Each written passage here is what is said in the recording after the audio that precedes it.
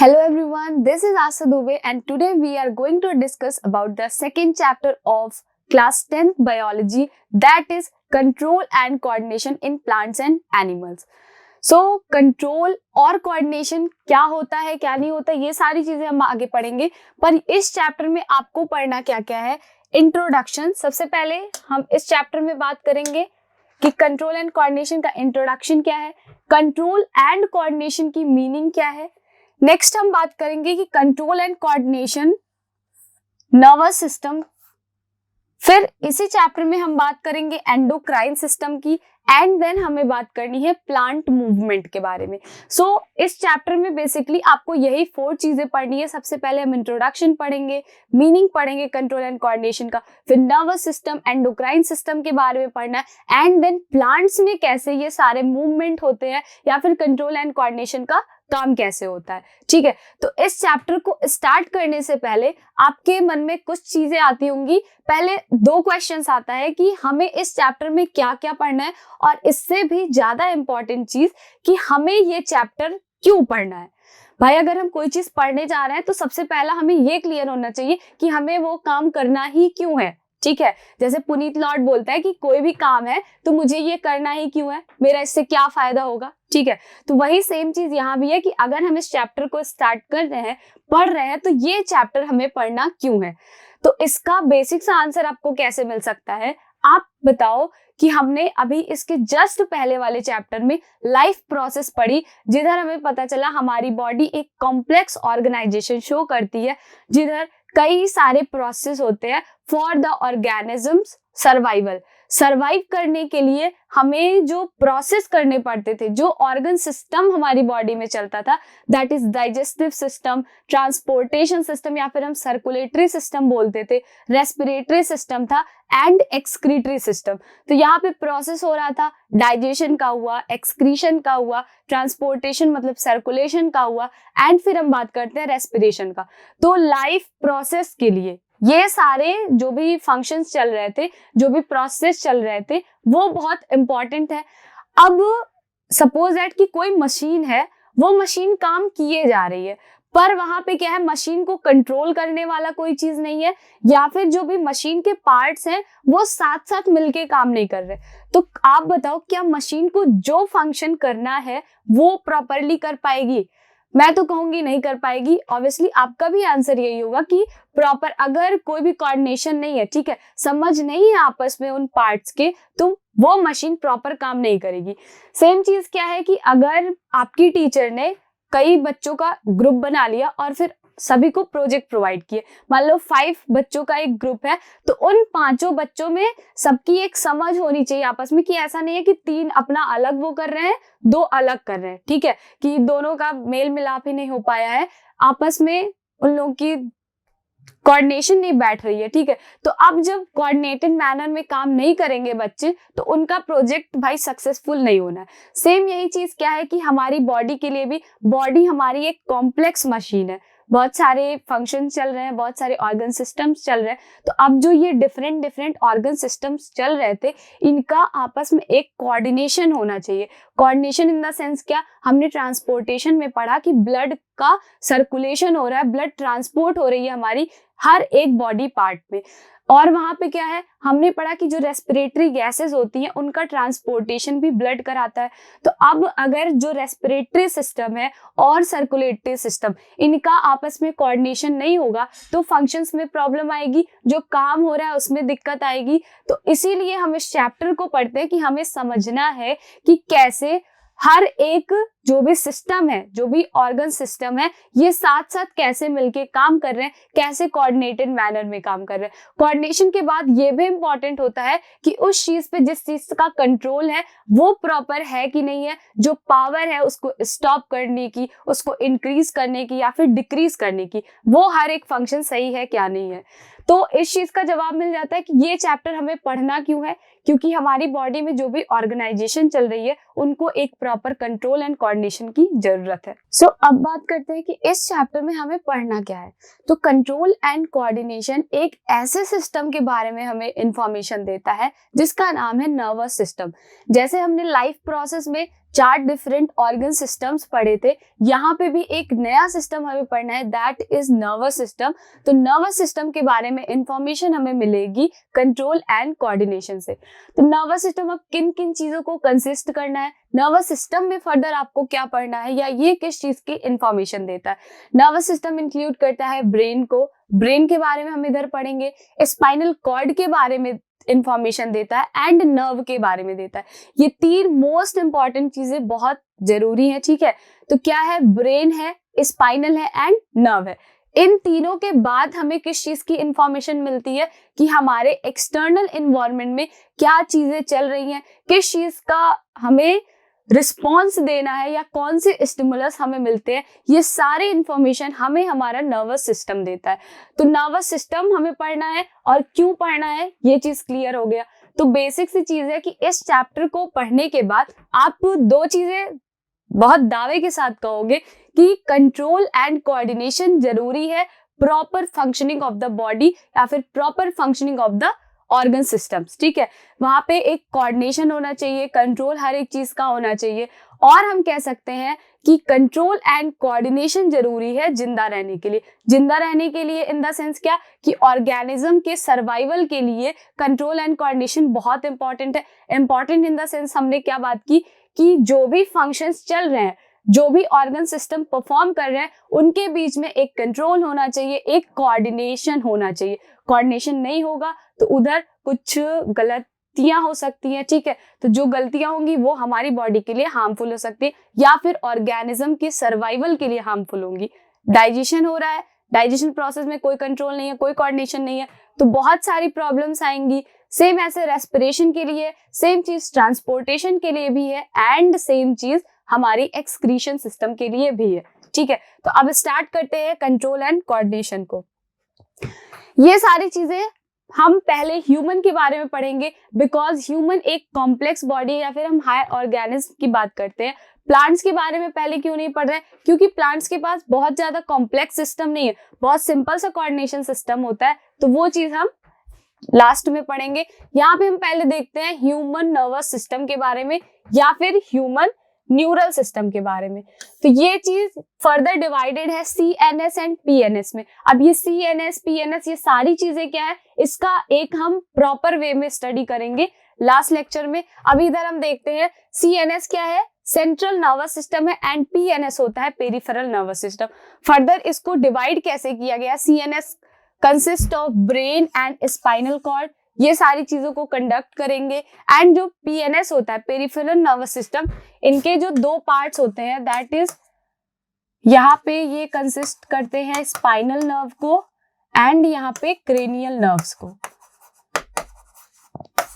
Cranial nerves brain से attached होता है, स्पाइनल नर्व जो होती है वो हमारे स्पाइनल कॉर्ड से अटैच्ड होती है। तो जो भी स्टिमुलस वगैरह रिसीव करती है ये डायरेक्ट जाके देगी स्पाइनल कॉर्ड को, फिर वो स्पाइनल कॉर्ड हमारी ब्रेन को वो चीज पहुंचाता है, ठीक है। सेम चीज क्रेनियल की है, क्रेनियल डायरेक्टली अटैच्ड होता है हमारी ब्रेन से, तो क्रेनियल को जो भी इंफॉर्मेशन मिलती है ये फटाफट से इसको ले जाता है, ब्रेन को देता है, ब्रेन उस चीज का मैसेज रीड करेगा, फिर इनको वापस में एक रिस्पॉन्स सेंड करता है, जो रिस्पॉन्स ये दूसरे ऑर्गन्स को सेंड करते हैं। तो ये सारी चीजें कैसे हो रही है, क्या हो रही है, हमें यही चीज पढ़ना है कंट्रोल एंड कोऑर्डिनेशन में। इसके फर्दर आगे पार्ट्स होते हैं, सोमैटिक न्यूरल सिस्टम है, ऑटोनॉमिक नर्वस सिस्टम है। ऑटोनॉमिक में हम पढ़ते हैं सिंपैथेटिक एंड पैरासिम्पैथेटिक। सिंपैथेटिक और पैरासिम्पैथेटिक इस तरीके से है कि अगर एक ऑन बटन है तो दूसरा वाला ऑफ बटन है, एक किसी चीज को इंक्रीज करेगा तो दूसरा वाला उस चीज को डिक्रीज करता है। डिक्रीज इन द सेंस यहाँ पे है कि डिक्रीज करने का मतलब है नॉर्मल रेट पे लेके आएगा। सपोज दैट कोई चीज ऐसी हुई, हार्मोन इंक्रीज कर गया, हार्ट बीट बढ़ जाएगी, या कोई बहुत ज्यादा फियर वाली बात होगी तो क्या होता है कि हार्ट बीट बढ़ जाती है। अब उस हार्ट बीट को नॉर्मल रेट में लाने के लिए दूसरा वाला काम करेगा। कोई डिक्रीज हो गया सपोज किसी भी वजह से, तो दूसरा वाला उसको इंक्रीज करने में काम करता है। तो ये दोनों साथ साथ, एक बढ़ाएगा एक घटाएगा, एक अगर घटा देते तो दूसरा बढ़ा देगा, ठीक है। तो ये सारी चीजें हमें इस चैप्टर में पढ़नी है। सो स्टार्ट करते हैं। अब हम अपने एनवायरनमेंट में अगर देखते हैं तो बहुत सारे हमें चेंजेस दिखाई देते हैं। अगर कोई चेंज हो रहा होता है तो हम उस चीज के लिए एक रिस्पॉन्स शो करते हैं, ठीक है। रिस्पॉन्स किस तरीके से, अगर हम बात करें, मान लो कि आप कहीं से जा रहे हो, ठीक है, और बहुत अच्छी समोसे की महक आए, तो उस चीज के लिए टर्न करते हो ना, या फिर आपकी मेमोरी में होता है कि हाँ यहाँ कहीं समोसा बन रहा होता है। तो यही सारी चीजें कि कोई भी अगर चेंज हमें मिलता है तो हम उस चीज का रिस्पॉन्स शो करते हैं। रिस्पॉन्स बहुत तरह से हो सकते हैं कि अगर किसी भी इलेक्ट्रिकल अप्लायंस में हमारा हाथ जाता है तो हम हाथ वहां से हटा लेते हैं या अपने आप को हटा लेंगे। आगे से सांप जा रहा है तो ऐसा नहीं कि उसी की तरफ चले जा रहे हैं, वहां से हम अपने आप को हटा लेते हैं। तो बहुत सारी ऐसे स्टिमुलस हमें मिलते जाते हैं और हम उस चीज का रिस्पॉन्स शो करते हैं। तो इस चैप्टर में बेसिकली यही सारी चीजें भर भर के हमें पढ़नी है। तो हम यहाँ देख रहे हैं the response shown by them का मतलब है जो भी ऑर्गेनिज्म है, to change in their environmental factor. Environmental factor का मतलब स्टिमुलाई यहाँ पे कैसे कह रहे हैं, अभी हम स्टिमुलाई हुआ, रिसेप्टर हुआ, इन सबकी डेफिनेशंस आगे देखेंगे। Such as heat, light, cold and pressure varies in different organism. यहाँ पे क्या कह रहे हैं कि जो भी रिस्पॉन्स हमें देखने को मिलता है, आपके एक्सटर्नल एनवायरनमेंट में किसी भी तरह का चेंज आ सकता है। चेंज कैसा हो सकता है, हीट वाला कोई चेंज हो सकता है, टेम्परेचर बहुत ज्यादा हो गए, या फिर लाइटनिंग की कोई चेंज हो सकती है, कोल्ड का चेंज हो सकता है, एंड फिर प्रेशर में कोई चेंज हो सकता है। मतलब डिफरेंट काइंड ऑफ चेंजेस है हमारे एक्सटर्नल एनवायरनमेंट पे, जिसके लिए हम एक रिस्पॉन्स शो करते हैं। जैसे रिस्पॉन्सेज में हम बात करते हैं, प्लांट्स क्या करते हैं, बेसिकली आप देखो बहुत सारे प्लांट्स होते हैं वो लाइट की तरफ एक रिस्पॉन्स शो करते हैं, बेंड कर जाते हैं लाइट की तरफ। तो ये प्लांट का रिस्पॉन्स हो गया। यहाँ पे हमारे जो यूनिसेलुलर ऑर्गेनिज्म होते हैं ये भी कुछ रिस्पॉन्स शो करते हैं। या फिर हम बात करते हैं कि एनिमल्स में, एनिमल हमारी कॉम्प्लेक्स बॉडी है। अब जब इनकी कॉम्प्लेक्स बॉडी ऑर्गेनाइजेशन है तो इनका जो सिस्टम होगा वो भी ऑब्वियसली कॉम्प्लेक्स होगा। तो अगर हम प्लांट से कंपेयर करते हैं तो एनिमल्स की बॉडी बहुत बहुत बहुत कॉम्प्लेक्स है, लेकिन प्लांट्स की बॉडी इतनी कॉम्प्लेक्स नहीं होती है। इनके पास कोई भी स्पेशल स्ट्रक्चर नहीं होता है कि एक्सटर्नल स्टिमुलाई को रिसीव कर सके, ठीक है। यहाँ पे कई सारे फिगर्स दिए हुए हैं कि डिफरेंट डिफरेंट ऑर्गेनिज्म है। हम यहाँ पे एनिमल्स की बात नहीं कर रहे हैं, बहुत सारे ऑर्गेनिज्म है, प्लांट्स हो गए, जो भी लिविंग ऑर्गेनिज्म है वो हर एक एक्सटर्नल स्टिमुलाई पे कुछ ना कुछ रिस्पॉन्स शो करते हैं, ठीक है। तो रिस्पॉन्सेस कुछ इस तरीके से हो सकते हैं। अब सबसे पहली चीज कि कंट्रोल एंड कोऑर्डिनेशन का मतलब आपको समझना होगा। तो कंट्रोल क्या होती है, कंट्रोल सिंपली एक पावर है किसी भी चीज की, कि पावर आपके पास हो कि आप किसी चीज को बढ़ा सकते हो, किसी चीज को घटा सकते हो, दैट इज प्रॉपरली कंट्रोल। कि कुछ बढ़ी हुई चीज है तो उसको हम कंट्रोल में लाके घटा सकते हैं या फिर उसके नॉर्मल रेंज तक ला सकते हैं। तो कंट्रोल तो बेसिकली सभी को समझ आता है। बट यहाँ पे कोऑर्डिनेशन का मतलब क्या होता है, कोऑर्डिनेशन का सिंपली मतलब होता है working together.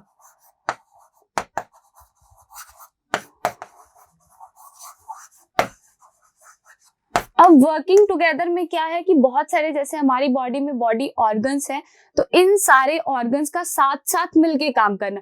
Different different organs हैं, सेम फंक्शन को परफॉर्म करने के लिए साथ साथ मिलके काम कर रहे हैं, तो ये होता है कोऑर्डिनेशन। कोऑर्डिनेशन जैसे हमने अभी एग्जांपल में बात की कि टीचर ने आपको कोई प्रोजेक्ट दिया हुआ है तो वहां पे ग्रुप डिवाइड किया गया। अब ग्रुप में हर बच्चे का माइंडसेट मिलना चाहिए, नहीं तो वो प्रोजेक्ट सक्सेसफुल नहीं होने वाला। अब एक कुछ और सोच रहा है, दूसरा कुछ और सोच रहा है, और सोचना तो ठीक है कि आप अपनी सोच रख रहे हो, बट वो अपनी मनमानी कर रहा है, दूसरा वाला अपनी मनमानी कर रहा है, तो यहाँ पे काम अच्छे से नहीं होगा जैसा होना चाहिए था। तो सेम चीज यही होता है कि कोऑर्डिनेशन का मतलब है orderly and harmonious working of different inter related parts to perform one or more actions smoothly. एक या एक से ज्यादा काम को करने के लिए जो डिफरेंट डिफरेंट ऑर्गन्स है वो साथ साथ काम करते हैं, ठीक है। किस वे में करते हैं, हार्मोनियस वे में या फिर ऑर्डरली, जैसा फिक्स्ड है उस वे में काम करते हैं। कंट्रोल एंड कोऑर्डिनेशन के बाद अब हम बात करते हैं, बहुत सारे टर्म्स हमें जानने चाहिए। टर्म्स क्या क्या है, स्टिमुलस क्या होता है, रिसेप्टर क्या होता है, control centre that is brain, brain के बारे में तो पता ही है, बट फिर भी ब्रेन के इंटरनल स्ट्रक्चर्स कैसी होती है, क्या क्या फंक्शंस होते हैं, ये अभी हम आगे चल के पढ़ेंगे। और इफेक्टर क्या होता है, ये चीजें जाननी है। तो अब सभी को पता है कि हम जो भी लिविंग ऑर्गेनिज्म है, चाहे वो स्मॉल इंसेक्ट हुआ या फिर कोई बहुत बड़ा सा एनिमल ही हुआ, ठीक है, हर एक ऑर्गेनिज्म अपने इन्वायरमेंट के लिए बहुत ही ज्यादा सेंसिटिव होता है। कोई इन्वायरमेंट में चेंज आया तो उस चीज के लिए हम एक रिस्पॉन्स शो करते हैं, ठीक है। तो इन सारी चीजों को करने के लिए, ठीक है, ये सारी चीजें हो कैसे रही हैं, तो इन सबको करने के लिए हमारी बॉडी के पास एक वेल डेवलप्ड सिस्टम है for the coordination of various organs, ठीक है। यहाँ पे हमने बात की कि जो भी हम अपने इन्वायरमेंट के लिए सेंसिटिविटी शो करते हैं, रिस्पॉन्स शो करते हैं, ये कैसे पॉसिबल है? पॉसिबल इस वजह से है बिकॉज हमारी बॉडी के पास एक वेल डेवलप्ड सिस्टम है। इस वेल डेवलप्ड सिस्टम का नाम क्या है? That is nervous system.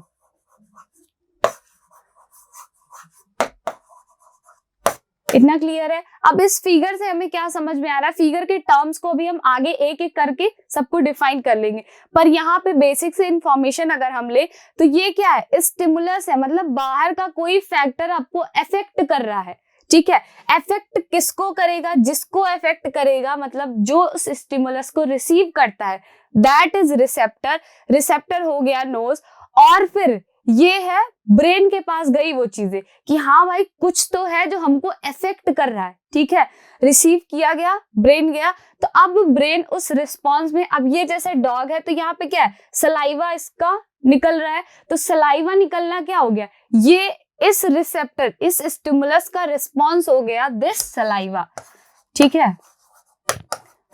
Salivation का फॉर्मेशन हुआ, क्यों? क्योंकि यहाँ पे रिसेप्टर ने जो भी चीजें रिसीव की उसकी वजह से ब्रेन ने जो रिस्पॉन्स हो गया दैट इज सलाइवेशन। बहुत ज्यादा अमाउंट में सलाइवा का फॉर्मेशन हो गया। तो ये क्या था? ये एक प्रॉपर आपको ब्रीफ में दिखाया गया कि कैसे नर्वस सिस्टम का काम होता है। स्टिमुलस मिलेगा, स्टिमुलस किसको मिलता है? रिसेप्टर ऑर्गन को। रिसेप्टर ऑर्गन फिर कंट्रोल सेंटर तक ये चीज ले जाता है, ब्रेन के पास इंफॉर्मेशन गई। अब ये ब्रेन उस इंफॉर्मेशन को रीड करेगा, जो मैसेज मिला है, जो इंफॉर्मेशन मिली है उसको रीड करेगा, और उसके अकॉर्डिंग क्या चीज सही होगा वो रिस्पॉन्स वो इधर इफेक्टर ऑर्गन को सेंड करता है। अब इन सारी चीजों में सबसे इंपॉर्टेंट चीज आती है हमारी, दैट इज नर्व। नर्व क्या है इसे भी अभी हम आगे पढ़ते हैं, बट ये क्या है? ये बेसिक से इंफॉर्मेशन हमें दे रहा है कि कुछ भी स्टिमुलस मिलेगा, स्टिमुलस जो रिसीव करता है दैट इज रिसेप्टर। रिसेप्टर से फिर नर्व्स काम करती हैं, नर्व्स ले जाती हैं उस चीज को ब्रेन तक, हमारे ब्रेन उस मैसेज को रीड करेगा, रीड करने के बाद एक सुटेबल रिस्पॉन्स सेंड करता है हमारे इफेक्टर ऑर्गन्स को। तो यहाँ से आपको पता चलना चाहिए कि स्टिमुलस क्या होगा, कि वो एक फैक्टर है जो हमें एक्सटर्नल इन्वॉल्वमेंट दे रहा है, ठीक है। स्टिमुलस के बाद रिसेप्टर वो ऑर्गन होता है कि जहां पे वो इंफॉर्मेशन या फिर वो स्टिमुलस रिसीव किया जा रहा है। रिसीव करने के बाद ये कंट्रोल सेंटर के पास जाता है, और कंट्रोल सेंटर जिस फॉर्म में इंफॉर्मेशन को सेंड करता है और जिस ऑर्गन को सेंड करेगा, या फिर जो टिश्यू, जो ऑर्गन, जो सेल उस चीज को रिसीव करती है, इसको हम बोलते हैं इफेक्टर, ठीक है। नेक्स्ट हम बात करते हैं कि जो भी हायर ऑर्गेनिज्म होते हैं, यहाँ पे दो टाइप के कंट्रोल एंड कोऑर्डिनेशन प्रेजेंट होते हैं। वो टाइप क्या है? पहला है नर्वस सिस्टम एंड दूसरा है एंडोक्राइन सिस्टम। नर्वस सिस्टम में हम बात करते हैं, यहाँ पे जो भी इंफॉर्मेशन है, जो भी कंट्रोल है, वो कैरी होता है in the form of electrochemical, ठीक है। इलेक्ट्रोकेमिकल का मतलब है कि नर्व इम्पल्स के फॉर्म में कैरी की जाती है। सेम एंडोक्राइन में अगर हम बात करते हैं, यहाँ पे कंट्रोल के लिए कोई भी इलेक्ट्रोकेमिकल सिस्टम नहीं होता है, यहाँ पे बहुत प्रॉपर सा केमिकल सिस्टम होता है, या फिर हॉर्मोन्स के थ्रू जो भी इंफॉर्मेशन है उसको कैरी की जाती है, ठीक है। In which the control is carried out by chemical messengers और हॉर्मोन्स कंपेयर टू एनिमल्स, ठीक है। यहाँ तक हम बात करते हैं। जो एंडोक्राइन सिस्टम है और फिर नर्वस सिस्टम की हम बात करते हैं, नर्वस सिस्टम में कंट्रोल को कैरी किया जाता है in the form of electrochemical या फिर नर्व इम्पल्स के फॉर्म में, और अगर हम एंडोक्राइन की बात करते हैं तो यहाँ पे केमिकल मैसेंजर या फिर हार्मोन के फॉर्म में कंट्रोल को कैरी किया जाता है। अगर हम बात करते हैं कंपेयर टू एनिमल्स, प्लांट्स के पास एक बहुत ही सिंपल सा कंट्रोल एंड कोऑर्डिनेशन प्रेजेंट होता है। यहाँ पे कोई भी बहुत स्पेशलाइज्ड ऑर्गन नहीं प्रेजेंट होते, कोई नर्वस सिस्टम नहीं प्रेजेंट होता। इधर क्या होता है? बेसिक सा एंडोक्राइन सिस्टम प्रेजेंट होते हैं। तो यहाँ पे सब कुछ हार्मोनस सिस्टम हो जाता है, ठीक है। हार्मोनस का क्या है कि only chemical coordination is found in plants, a well developed nervous system is absent in plant. This is very important topic, ठीक है। ये क्या है कि प्लांट्स में कोई भी वेल डेवलप्ड नर्वस सिस्टम नहीं प्रेजेंट होता है, यहाँ पे सिर्फ केमिकल कोऑर्डिनेशन ही प्रेजेंट होता है। और एनिमल्स में अगर हम बात करते हैं तो एक प्रॉपर वे में नर्वस सिस्टम भी प्रेजेंट होता है, एंड दूसरा हम बात करें एंडोक्राइन सिस्टम भी प्रेजेंट होता है। मींस यहाँ पे केमिकल कोऑर्डिनेशन भी होगा, हार्मोनस कोऑर्डिनेशन भी होगा, और अगर हम बात करते हैं nervous system means nerve impulse के फॉर्म में भी कोऑर्डिनेशन प्रेजेंट होता है in the higher organism. Higher organism में हम प्लांट्स को स्किप कर देते हैं। Multicellular animals possess specialised cell called neurons. यहाँ पे न्यूरॉन्स की बात आई है, न्यूरॉन्स के बारे में हमें पढ़ना भी है। To respond to a stimulus. अब एक चीज आती है कि स्टिमुलस क्या है। स्टिमुलस प्लूरल है, स्टिमुलाई होता है उसका सिंगुलर। तो अगर हम स्टिमुलस को डिफाइन करते हैं तो stimulus is a factor. Stimulus को एक फैक्टर बोला जाता है। फैक्टर कैसा है? Including any change in the internal और external situation of an organism which causes any kind of reaction. Reaction could be mechanical or could be chemical. तो यहाँ पे अगर स्टिमुलस की आपको डेफिनेशन पूछती है तो आप ये चीज लिख सकते हो that stimulus can be defined as a factor including any change in the internal or external environment of the organism. environment लिख सकते हो या फिर situation भी लिख सकते हो, जो कोई भी तरह का रिएक्शन कॉज कर सकता है। रिएक्शन कैसा हो सकता है? मैकेनिकल भी हो सकता है या फिर केमिकल भी हो सकता है। नेक्स्ट हम बात करते हैं this reaction of the organism. जो भी स्टिमुलस की वजह से रिएक्शन होती है ऑर्गेनिज्म में to the provided stimulus is known as response to the stimulus. जो भी ऑर्गेनिज्म है स्टिमुलस मिलने के बाद जो रिस्पॉन्ड शो करता है उसको हम रिस्पॉन्स ही कहते हैं, ठीक है। जो रिएक्शन शो करता है उस रिएक्शन को हम रिस्पॉन्ड बोलते हैं। तो यहाँ से दो चीजें क्लियर होती है। पहला हमें स्टिमुलाई का डेफिनेशन मिला और दूसरा रिस्पॉन्स देना क्या होता है वो चीज पता चली। अब जैसे एक बेस्ट सा एग्जांपल है आपके पास कि मान लो आप कहीं पे जा रहे हो, ठीक है, और बहुत बैड सी स्मेल आ रही है, ठीक है। ये क्या है? ये गार्बेज है, यहाँ से बहुत बैड स्मेल आ रही है। तो वो जो बैड स्मेल है दैट इज स्टिमुलस। ये स्टिमुलस है कि एक्सटर्नल एनवायरनमेंट में जो चेंज हो रहा है उससे आपको इफेक्ट पड़ रहा है, ठीक है। तो स्टिमुलस क्या हुआ? यही फैक्टर है। फैक्टर क्या है? बैड स्मेल, ठीक है, गंदी सी स्मेल आ रही है। तो अब क्या हुआ? ये स्मेल गई हमारे नोज तक, ठीक है। अभी हम आगे पढ़ेंगे कि हमारे पास जो सेंस ऑर्गन्स होती थी उनको हमारी बॉडी में नर्वस सिस्टम में हम रिसेप्टर्स नाम देते हैं। तो यहाँ पे क्या हुआ? रिसेप्टर हुआ हमारा नोज। अब इस नोज ने उस चीज को रिसीव कर लिया, रिसेप्टर ने रिसीव किया। अब रिसीव करने के बाद हमारी बॉडी में नर्व्स प्रेजेंट है। यहाँ पे क्या हुआ? स्टिमुलस के बाद ये चीज गई रिसेप्टर तक।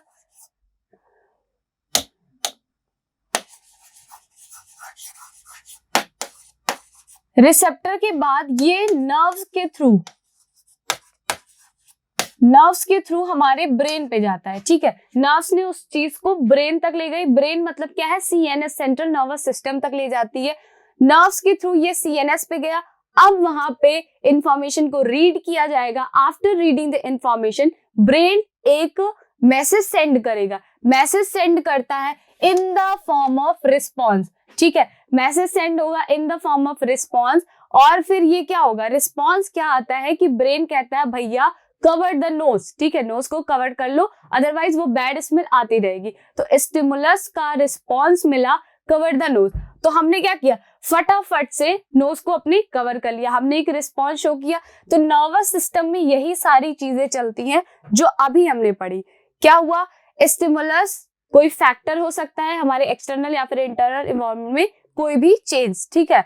तो इस रिएक्शन का जो स्टिमुलस हमें मिला उस स्टिमुलस का हम एक रिएक्शन शो करते हैं। That reaction is a response. Response हमने शो किया। यहाँ पे बैड स्मेल वही स्टिमुलस था। स्टिमुलस का हमने रिस्पॉन्स क्या शो किया? That cover the nose. ये चीज क्लियर है? नेक्स्ट हम बात करते हैं, बहुत सारे एनिमल्स प्रेजेंट है, बहुत सारे ऑर्गेनिज्म होते हैं। तो जो हम एनिमल्स की बात करते हैं, डिफरेंट डिफरेंट एनिमल में different different types of nervous systems present होते हैं। ठीक है, हमें बेसिकली पढ़ना किसके बारे में, हमें बेसिकली ह्यूमन बींग्स के बारे में पढ़ना है, तो हम फोकस उधर ही करेंगे। Animals receive a variety of external information through specialised structure called sense organ. ये तो हमने बचपन में भी पढ़ा है कि हमारे पास 5 सेंस ऑर्गन्स होते हैं। कौन कौन से थे? आईज होती है हमारी, नोज होती है, ईयर होती है, स्किन होती है एंड टंग होती है। ठीक है, हमने 5 सेंस ऑर्गन पढ़े जिसको 5 ज्ञानेंद्रियां बोलते थे। ठीक है, आँख, कान, नाक, त्वचा और फिर जीवा होती थी। ठीक है, दैट इज जीभ। तो यही 5 सेंस ऑर्गन को हम यहाँ पे स्ट्रक्चर जैसे सेल, टिश्यू या ऑर्गन्स के फॉर्म में उस चीज को रिसेप्टर बोलते हैं। रिसेप्टर्स क्या क्या है? जैसे 5 सेंस ऑर्गन है, रिसेप्टर्स भी हमारे 5 ही होने वाले हैं। कौन कौन से हैं ये हमें पढ़ना है। तो यहाँ पे हम कह रहे थे कि एक्सटर्नल जो भी इंफॉर्मेशन हुई उस चीज के लिए, उस चीज को रिसीव करने के लिए हमारे पास सेंस ऑर्गन्स प्रेजेंट होते थे। सेम चीज क्या है? दीज स्ट्रक्चर्स, कौन से स्ट्रक्चर्स है? सेल हो सकता है, टिश्यू हो सकती है या फिर ऑर्गन हो सकता है, which are capable of receiving stimuli, जो कैपेबल होते हैं, जो भी स्ट्रक्चर हमारे सेल्स हैं, जो भी सेल्स हुई, जो भी ऑर्गन हुआ या फिर जो भी हमारी टिश्यूज हुई, ये स्टिमुलस को लेने के लिए कैपेबल होती हैं, स्टिमुलस को रिसीव कर सकती हैं। इनको हम एक नया टर्म देते हैं, बायोलॉजिकल टर्म क्या है? रिसेप्टर। रिसेप्टर्स कितने होते हैं? हमारी बॉडी में 5 रिसेप्टर्स प्रेजेंट होते हैं। कौन कौन से हम देखते हैं। सबसे पहला हमें पता है फोटो रिसेप्टर। फोटो के नाम में फोटो आया है, दैट मीन्स फोटो रिलेट करता है, फोटो का मतलब होता है लाइट, तो फोटो रिसेप्टर रिलेटेड है लाइट से। that occur in the retina of the eyes to detect light and form image। अब फोटो रिसेप्टर हमारी बॉडी में प्रेजेंट है, बॉडी में भी कहाँ प्रेजेंट है? इसका एक स्पेसिफिक पोजीशन है, that is retina of the eye. अब ये क्या है कि हमें साइट के लिए हेल्प करता है, किसी भी चीज को देखने के लिए, रिकॉग्नाइज करने के लिए ये हेल्प करेगा। फोनो रिसेप्टर्स क्या होती है? फोनो लाइट से साउंड से रिलेटेड है, तो फोनो रिसेप्टर साउंड के लिए प्रेजेंट होता है, that occur in the inner ear to detect sound.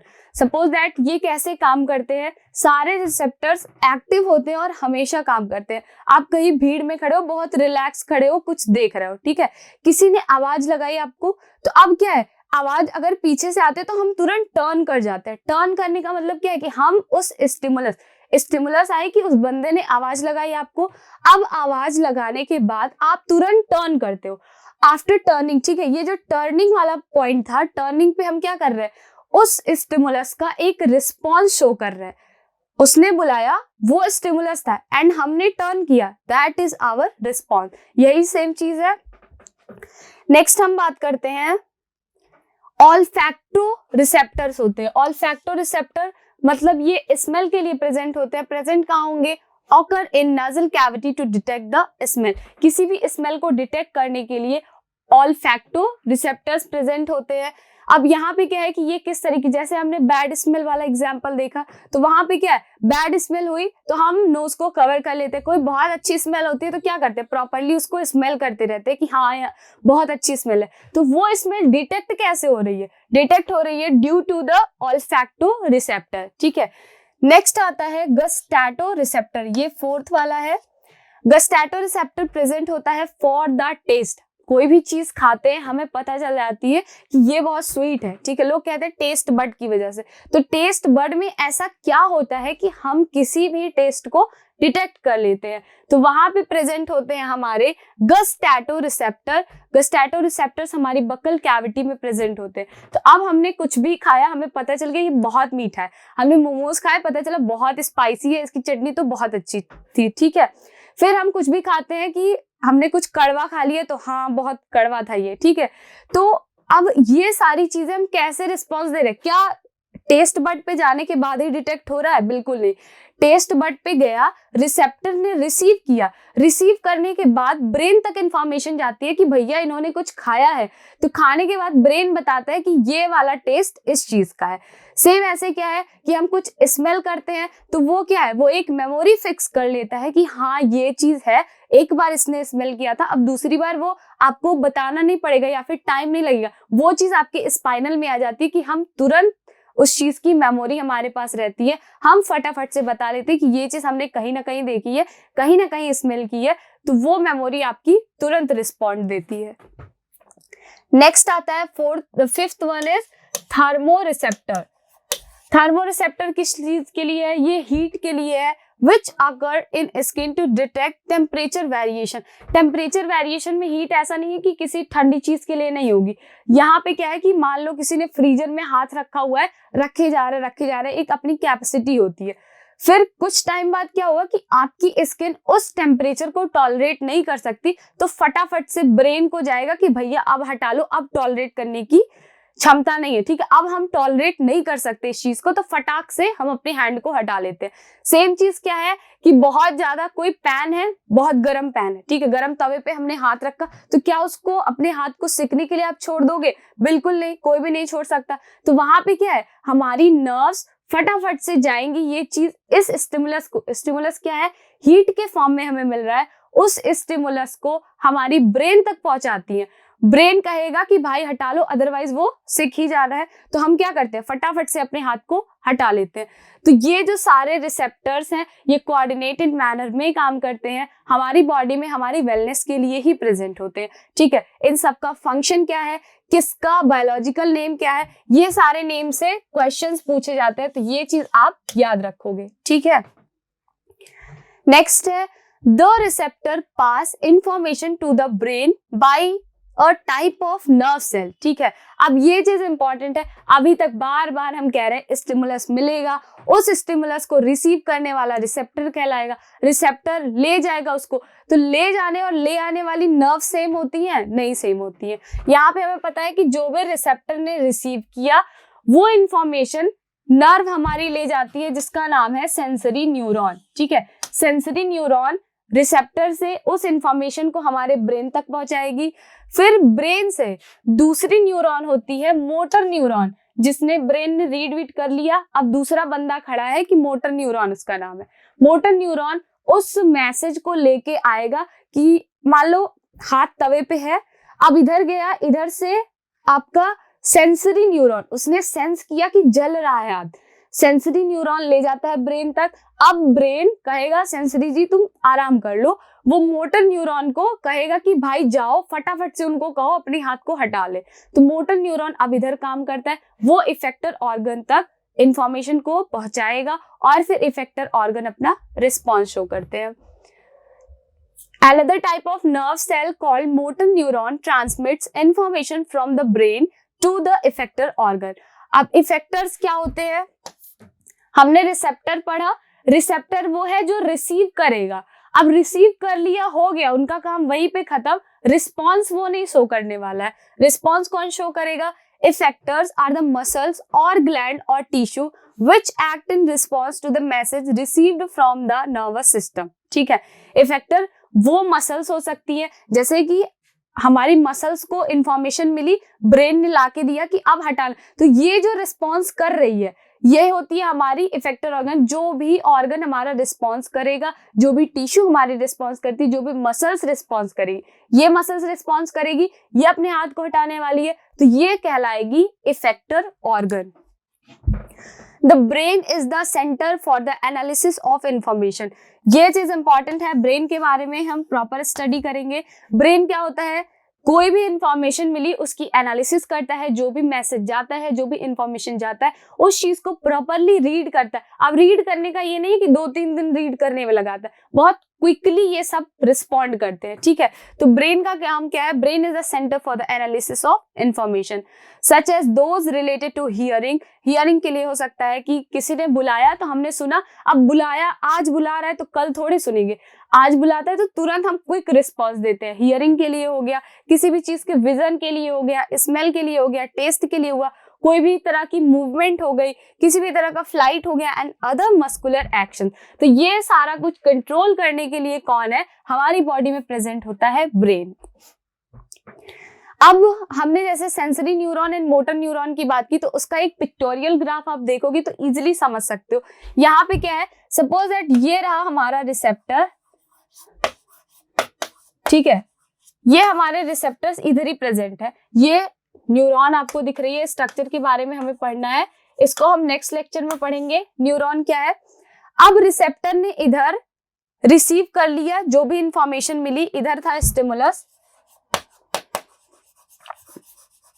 Stimulus से इसने रिसीव किया इंफॉर्मेशन को, रिसीव करने के बाद यहाँ पे जो नर्व ले जाती है सीएनएस तक, सीएनएस पे प्रेजेंट होगा हमारा ब्रेन एंड स्पाइनल, तो ब्रेन के पास जो इंफॉर्मेशन को ले जा रहा है, इंफॉर्मेशन को ले जाने वाले को सेंसरी न्यूरॉन कहते हैं, और फिर ब्रेन इधर मैसेज को रीड करता है, ठीक है, जो भी मैसेज मिला, मैसेज को इसने रीड किया, आफ्टर रीडिंग द मैसेज ये अब इनको नहीं इंफॉर्मेशन देगा सेंसरी को, सेंसरी का काम था बस ले आने का, अब इनको लेके जाने का काम किसका हो जाएगा, मोटर न्यूरॉन का। जो भी इंफॉर्मेशन है, जैसे हमने आर्टरी एंड वेन के बारे में पढ़ा था, एक लेके आएगा एक लेके जाएगा, वैसे इनका भी फिक्स है, इंफॉर्मेशन को रिसेप्टर से लेके आने का काम सेंसरी न्यूरॉन का है एंड ब्रेन से इंफॉर्मेशन को इफेक्टर ऑर्गन तक पहुंचाने का काम किसका होता है, मोटर न्यूरॉन का होता है।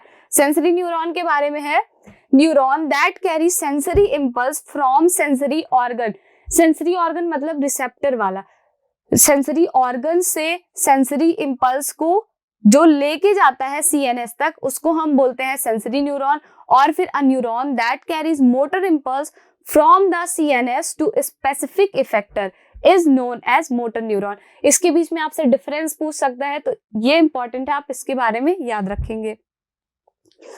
अब पढ़ने के बाद इतना आता है कि फंक्शन क्या है, ठीक है भाई, काम क्या कर रहा है ये चीज, तो काम क्या करते हैं, to provide information of internal and external environment of the body. External environment हुआ या फिर इंटरनल इन्वायरमेंट हुआ बॉडी की, उस चीज के बारे में इंफॉर्मेशन देते हैं या फिर इंफॉर्मेशन प्रोवाइड करते हैं नर्वस सिस्टम। दूसरा फंक्शन है नर्वस सिस्टम का, to control and coordinate the voluntary and involuntary activities of the body. Voluntary and involuntary activities को कंट्रोल एंड कोऑर्डिनेट कैसे करते हैं। वॉलेंट्री एक्शन का मतलब था कि जैसे कुछ चीजें हमारे हाथ में होती है कि हम इस चीज को कर सकते हैं, बट इनवॉलेंट्री क्या है, कुछ चीजें हमारे हाथ में नहीं होती कि नहीं कर सकते। हाथ में क्या होती है हमारे करने के लिए, जैसे हमें स्टिमुलस मिला कि किसी ने बुलाया, अब मेरी मर्जी मैं मुड़ूं या ना मुड़ूं, ठीक है, अब आपके ऊपर है कि आप टर्न करने वाले हो कि नहीं करने वाले हो, ये चीज हो गया वॉलेंट्री एक्शन। इनवॉलेंट्री क्या है कि हार्ट बीट कर रही है, हार्ट बीट करेगी, आपकी कंट्रोल में नहीं है कि आप उसको चाहो तो हार्ट का बीट स्टॉप कर दिए, जब चाहो तो उसको चला दिया, ठीक है, तो ये चीज होती है वॉलेंट्री एंड इनवॉलेंट्री। इसके बारे में भी हम आगे डिस्कस करेंगे।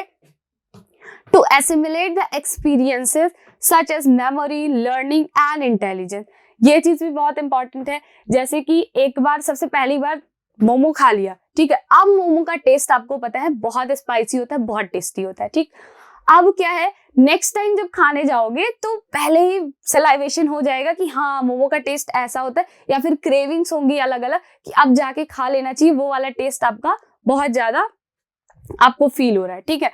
तो यहाँ पे क्या है, और मेमोरी के बारे में क्या है, कुछ चीजें हमारे स्पाइनल में आ जाती हैं। तो स्पाइनल में आने का मतलब क्या है कि जैसे किसी को हमने देखा, एक बार किसी को आपने देखा हुआ है, किसी पार्टी वार्टी में गए, किसी से मिले, तो दूसरे टाइम वो बंदा जब आपको दिखता है, बहुत ज्यादा क्लोजनेस नहीं है, तो भी क्या एक बार हिट करेगा आपको कि कहीं ना कहीं मैंने इसको देखा हुआ है, तो ये होती है मेमोरी हो गई, ठीक है। किसी चीज को हमने लर्न किया हुआ है, बचपन में हम क ख ग पढ़ते हैं, ठीक है, या फिर ABCD पढ़ते हैं, तो ये सारी चीजें हमें इतनी बार रिवाइज कराई जाती है, इतनी बार रिपीट कराई जाती है कि ये सब कुछ हमें कभी भूलता नहीं है, हमारे स्पाइनल में आ जाता है। सेम ऐसी चीजें जो भी हम पढ़ते हैं वो हमें कैसे याद रहता है, बार बार उसको रिपीट करते हैं, तो ये सारी चीजें जो स्टोरेज का वर्क है, ठीक है, कुछ लोग याद करते हैं भूल जाते हैं, तो कहते हैं कि इनका दिमाग तेज नहीं है, बहुत स्लो है इनका दिमाग, तो ये सारा काम कौन कंट्रोल करता है, ये सब फंक्शन है हमारे नर्वस सिस्टम का, ठीक है।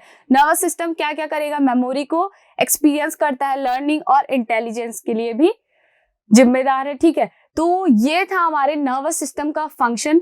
नेक्स्ट लेक्चर में हम स्टार्ट करेंगे कि न्यूरॉन्स क्या होती है, न्यूरॉन्स का स्ट्रक्चर कैसे होता है, और फिर इम्पल्सेस को कौन और किस तरह से कैरी करके ले जाता है, फिर ब्रेन का क्या पार्ट है, ब्रेन का क्या फंक्शन है, ब्रेन का क्या रोल है आपकी बॉडी में, और ब्रेन के कौन कौन से पार्ट्स होते हैं। आगे ऐसे हम हर एक स्ट्रक्चर के बारे में पढ़ते जाएंगे। सो आज के लिए इतना ही। आई होप आपको समझ में आया होगा।